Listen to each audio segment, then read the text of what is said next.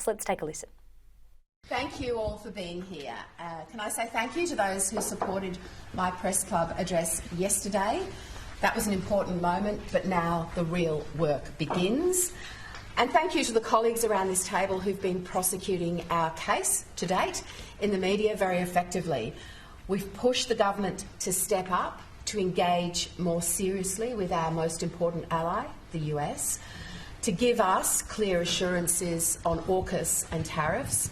So thank you for prosecuting that case. We've called for clarity and leadership on the threat of a nuclear-armed Iran, and that threat remains very strong and very live today, as so many of you know. But it's not just about holding the government to account, it's about offering our alternatives and offering alternatives to Australians, something they can believe in. And that will always be our parties that are rooted in aspiration, hard work, reward for effort, backing people who want to get ahead and actually have a crack. Now, the election result was sobering, we all know that, and the message from Australians was clear. So our task is now to rebuild with humility, to listen with purpose, to go forward with conviction. And every voice in this room has a role to play. Our job is to present that alternative narrative for Australians so they look at us and know that we're a party that respects, reflects and will represent modern Australia, and we can restore their faith and trust in us. I'm optimistic about the future.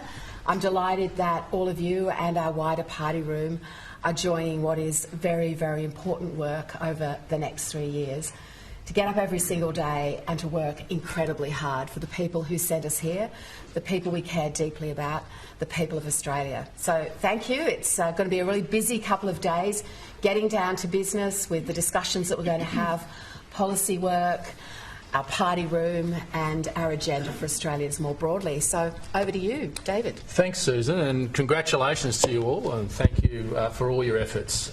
We've got to cop the election result on the chin. We've got to learn, we've got to listen, we've got to understand, and we've got to build on some of the good things that we put together in the last term and understand that the fundamentals still haven't changed in this country. Australians are still doing it tough.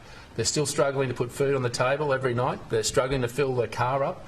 Their standard of living has dropped, and it's continuing to drop because the ideology of this government is not meeting the practical reality. So the mob will turn.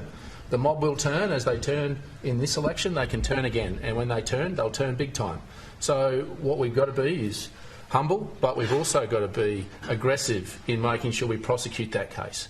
The values and principles of our two parties are ones that will fix the problems that Australians are facing today. And it is the fundamentals that need to be fixed.